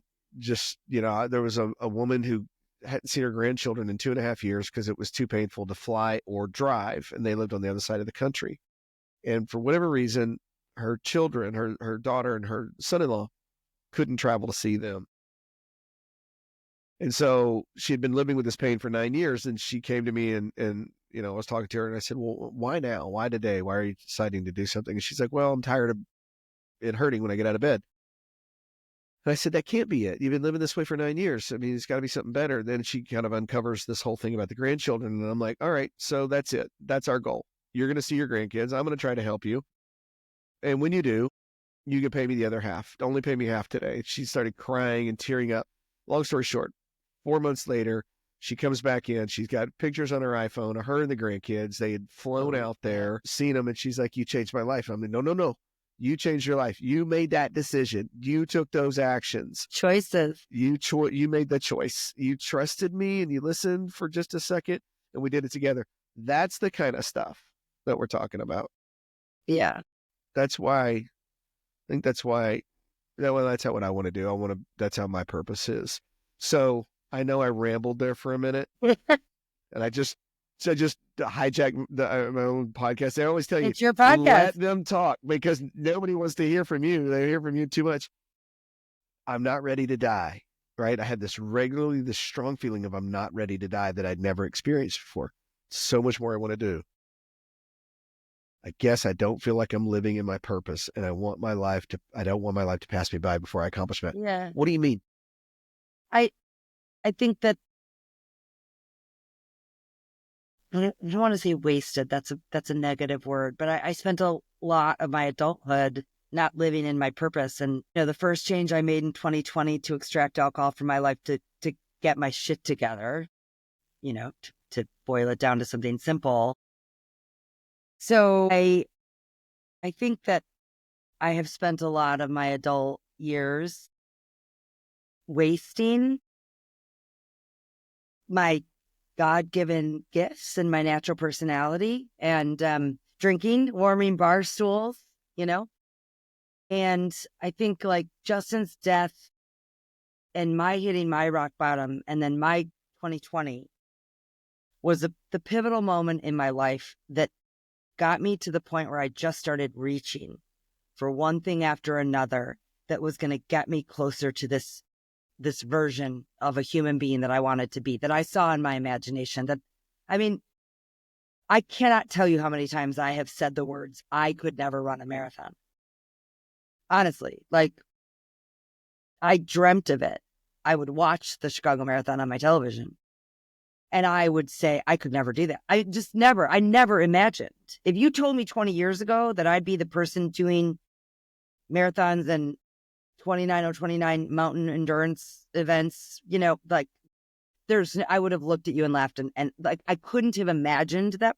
Like I could imagine it, but I couldn't see the path between where I was and that person at all. And now that I'm on it, it's like, oh, this is the road, right? Like I was on the wrong interstate for the first 40 years. And now I'm on the right interstate.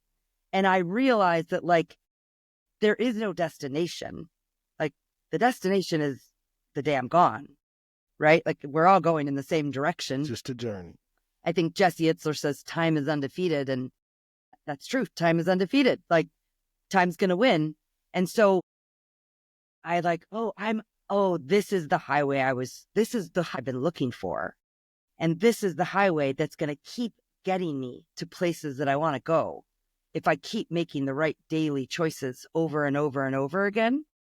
And I think that visceral, like, awareness of time, it was wild that it hit me. My birthday was last Friday, so I just turned 51.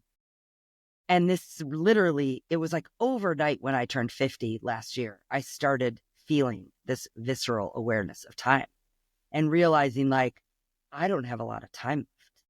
And that sounds crazy because I'm a very healthy 51-year-old, but I've lost enough people to know that like, when it's your time, you're going, so I can do everything I want. So I know like, I want to make sure that I'm not going before I should go because of bad choices I made. I don't want to go early because I drank myself. I drank too much. I don't want to go early because I ate like shit.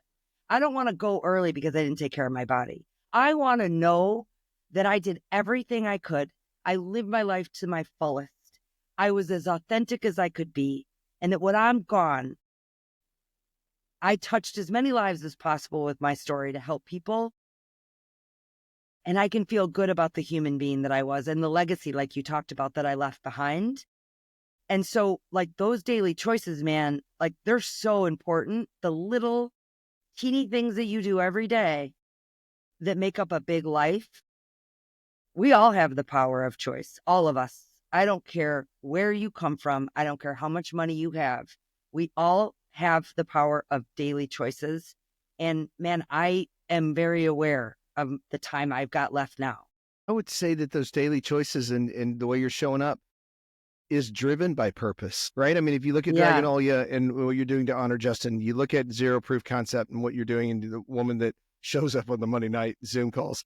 Yeah. I mean, you're creating impact in people's lives and you want to continue to do it. And the way for you to do it is to stay on this path, keep challenging yourself, keep doing these things, keep showing up daily, consistently. That's fueled by purpose is what I hear. I have a quick question, and I don't want to be playing junior therapist over here by any stretch of the imagination, but I'm going to ask a question and it may sound absurd coming out of my mouth, But are you kind to yourself? Are you, do you show yourself that same compassion and kindness that you feel for these women or these other people, these, men and women that you've I'm kind of getting talked about? there. I'm getting there. I think we have a saying at Dragonolia, it's finding beauty in the darkness. And I think that that's what I'm doing. Yeah, 100%. And I feel like what I'm doing gives purpose to the pain that has been my life. So I don't say that in a dramatic way, right? Like, I'm not like, woe is me, my life has been so painful. It has been incredibly painful and traumatic and chaotic. It's also been beautiful. There's lots of great things. Like, if I look back on my life, it is a smorgasbord of good and bad. But I think, okay, if I can give purpose to the pain I felt, that makes it all worth it. Then I don't feel bad about all the bad things that happened to me. Then I can say, of course, if I had a choice, I would have Justin right here sitting with me. If I had a choice, I'd bring my mom back. If I had a choice, I'd change all sorts of things about my story. But I don't have a choice. We don't have a choice. We don't have that choice. You cannot go back. It's why I say all the time, regret is a useless emotion. I hate it. I really try very hard never to say I regret something. Yeah. Let me see if I can change your mind on that. Okay. Uh-oh. Okay. Daniel Pink, who I had the pleasure of meeting one time on Necker Island, is an author. And he wrote a book called The Power of Regret. And it opens with a bunch of like celebrities and even a famous Supreme Court judge saying, I have no regrets. I have no regrets. And then I saw him speak and he goes, bullshit. Yeah. Nobody gets out of their 20s. Nobody survives their 20s without regretting something, right? But here, I'm going to interrupt on. you. Oh, okay, go ahead. Hang on. And he says, regret reveals the things we care about the most, the things we value. Yes. So when you regret not taking better care of yourself, or you regret not showing up, in someone's life, it reveals the things that you care about. And so you can do what you do, which is decide to change it, right? Get headstrong, make a decision, and then make choices and have the actions that are consistent with those choices on a daily basis, so that you do show up for the things that you care about and the things that you do value. And that power of regret, it shifted my way of thinking about regret, because all it does is reveal the things that we care about. So I agree with everything you said. I think much like my issue with labeling people alcoholic, like what's the value in that? I think what I mean by regret as a useless emotion is because most people get stuck there. Fair. Right? Fair. So they have regret and they get stuck in that regret forever. Of course, there are things that I wish I could go back and change. Yeah, it's like, oh my God, the number of things I'm like that are cringeworthy, right? From little to big and everything in between. We all have them. Of course, there's not a single human being that does not have I wish I would have done that differently. Yes. I don't know if I've ever talked about this. When I was 20, maybe 19, 20, I had an abortion. I was in a relationship, took the pill every day, never missed it. I'm that 0.1% that got pregnant. And now that I'm 51 years old and I never got the chance to be a mom, it could be a regret. That could be a debilitating regret, right? I could live the rest of my life regretting that I made a decision at 19 or 20 that I can't take back. There would be no value in that. So what I mean by regret is a useless emotion is if you get stuck there, there's no value. So you have to be able to identify the things that you wish you had done differently so you don't keep doing them over and over again. There's no sense in regretting the past because you get stuck back there. If you don't learn from the things that you wish were different, you're just going to keep regretting forever. So like, I can look back and think, I wish I was nicer to my mom. I regret.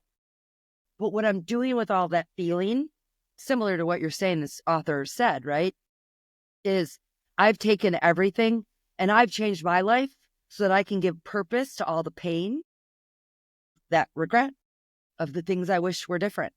I can't change those things. Yeah. Or I can't get stuck in regretting them. But I can, from this point forward, go, I don't want to keep repeating that. So I'm going to look forward and stop feeling bad about the things that I could have done differently because I couldn't have done them differently.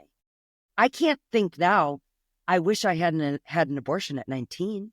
I can't think that. At 19, that was the right decision for me to make.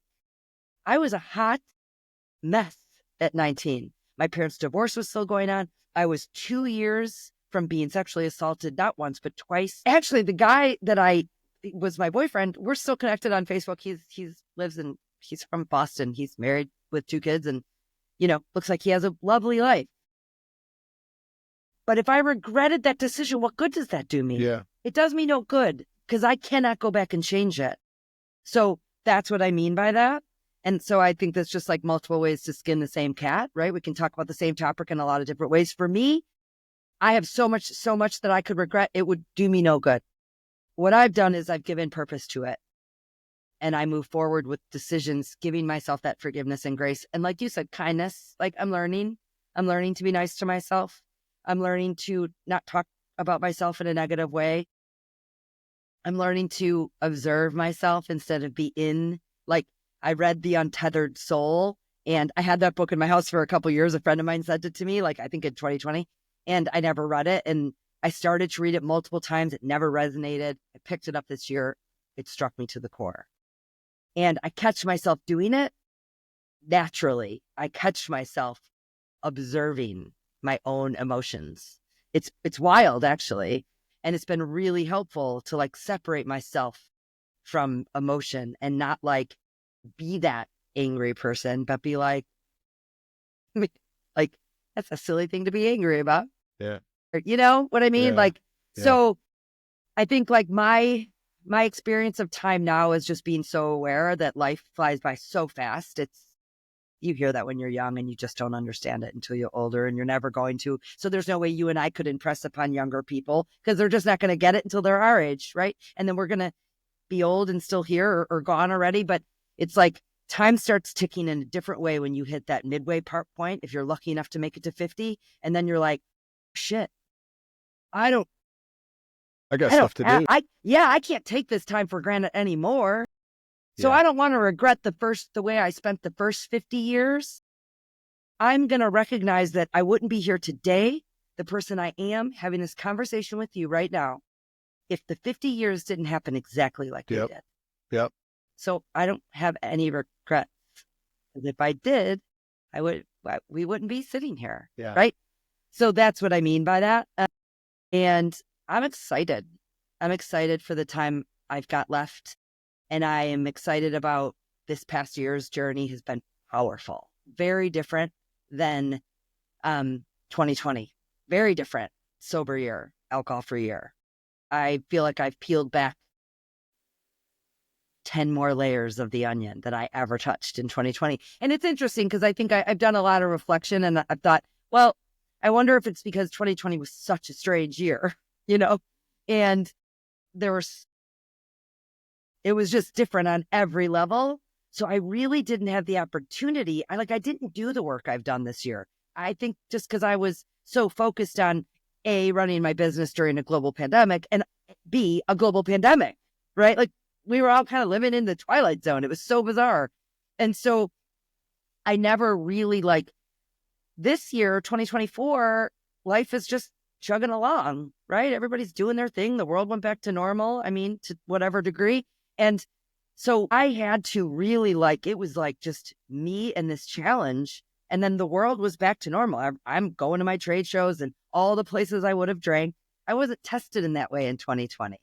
Right. Yeah. So this year I've had some moments that I just never had in 2020. And one of which really stands out is that I went to a female wellness conference or retreat in February. I've gone 2 years in a row, really loved it. And I decided to stay at a resort about a half hour from the location and where everybody else was staying. So let's just say it was a tough day. We got into a lot of nitty gritty emotional stuff at this retreat. And I had a 30-minute drive home to my resort. Everybody else was 5 minutes away. So I'm in the car by myself. And it was literally the first time that I recognized, in a awareness in this real-time moment, holy shit, I do use alcohol to numb feelings. Because if I were drinking right now, the first thing I would do is go right to that resort bar. Yeah. Right? Like I didn't have I didn't crave alcohol. I wasn't like having to think, wasn't having to keep myself from having a drink, but it was an awareness of this is what I would do. And the reason I would go to the resort bar when I have to be back up, it's 9:00 at night. I've got to be back at this facility at 8 tomorrow. I'm hungry. There's no reason for me to go to the bar and have a drink. Right. But like, if I were drinking, it's exactly 100%, I would have gone right to that resort bar and had a bottle of wine, like without question. And so it was the first time that I had an awareness of like, I guess I do use alcohol to numb emotions. I had honestly never, like, I assumed that's what I was doing, right, but I didn't have an awareness about it. Connected. Yeah. Yes. And then, so that's happened on 2 different occasions this year where it was like really loud, but I've just had a lot of awareness moments this year in a lot of different ways, not all, having to do with all sorts of things. And I think like that is a gift. If I could, I hope that people can take away a bunch of little nuggets from our conversation. But man, if I could inspire one person, we're coming close to the end of the year, right? I think I'm not a New Year's resolution kind of person like that in general, but like a year-long challenge. If I could inspire one person to just challenge themselves to try and eliminate alcohol from their life for 1 year and watch the magic happen, can't even tell you. Like this friend from the group, my Monday night call, she actually said last night, she goes, I finally understand why you said the year is important, because a month isn't enough. And yeah, maybe 90 days gives you a little taste, but a year is a powerful amount of time. It is like the greatest gift you could give yourself and your body and your sleep, right? And all like there's no downside. There's literally no downside. It's enough time for transformation to happen, Yes. And if you decide that like it's 1 year and you go back to drinking, like have at it, whatever, again, no judgment, not my problem. You do you. But like, if you can give yourself that year, that gift, you will not regret it. Yeah. There's like, I would bet $1,000 that you won't come back to me at the end of the year and say, man, I really wish I had been getting drunk every weekend. Right. So how can people find out more about this? You can find us on Instagram. So my personal handle, I don't have my page set to private. So it's I'm a Fox 73. So IMAFOX 73. And then Dragonolia, which is dragon, and then OLIA, which is like the dragonfly and a magnolia tree, story for a different day, but it's in honor of my mom and my brother. And we have an Instagram page and we have a website as well. So www.dragonolia.com. And yeah, I mean, I love hearing from people. So please DM me either place and you will get a response. I got a suspicion this is going to touch some lives. I really do. I hope so. The authentic delivered, man. I mean, I knew this was going to be an amazing conversation from our call last week. I was so looking forward to it. Yeah. And I have to tell you, the full transparency, you had emailed me and said, hey, I'm running 10 minutes behind. Yeah. But I didn't see it. And so I was sitting here sort of going, she's not going to ghost me. I mean, I know Jen's not going to, and then it was like 8 minutes and then 10 minutes. Yeah. And I was bummed, right? I was like, I was so looking forward to this conversation because I knew it was going to be this, right? Yeah. And so I'm so that makes me happy. I've just, thank you. I mean, thank you. Thank you. Thank you for you. I'm super grateful for the opportunity. I mean, you're a beautiful soul. It took a long time to get comfortable not feeling like I was boasting or feeling sorry for myself or, like just all the things that you could feel like. And then I just had to really sit back and go, you've had enough people tell you because of you, because of you and the fact that you shared about your sexual assault, I told my husband and my family that I was assaulted by our family dentist. I've never told anybody that. Somebody I know that I grew up with messaged me that. I was like, I have gotten so many DMs. Because of you, I quit drinking. Because of you, I whatever. And so I finally had to realize, keep telling your story. tune out anybody who thinks that your motive is Amen. misplaced, because I know my soul and my motive is very pure. It comes through. And That comes I through. just, if me sharing my story helps one young woman not spend 1, 2, 5, 10, 20 years of her young adult life regretting, wasting away, right? Living in a way that's not authentic to who they see in their imagination. If somebody hears me and makes a change and they become the woman they see in their imagination, the fact that I said it earlier, I get choked up because it's just something I wrote and only realized in the last 2 weeks, but that I am the woman that I have seen in my imagination blows me away, right? And so I want other people to feel that. And I only know how to do that by sharing my story and like hope they figure out how to get there on their own. Like I can't give a playbook, right? Because everyone's playbook is different. I don't know how to tell you to get here. I can tell you what I do every day. I don't know if it's going to have the same impact. Do the gratitude. I can tell you, you're not going to waste time writing 5 things down you're grateful for every day. It will not be a waste of time. It is so powerful, free and easy, and it literally helped change my life. So yeah, I mean, let's go, right? Let's go. Jen, take care of that woman. The world needs more of her. Thank you. Thank you. Thank you so much. Yeah. This has been amazing. Awesome. I knew it would be. Thanks, Jen. Okay. We'll see you All right. later. Bye-bye. Bye.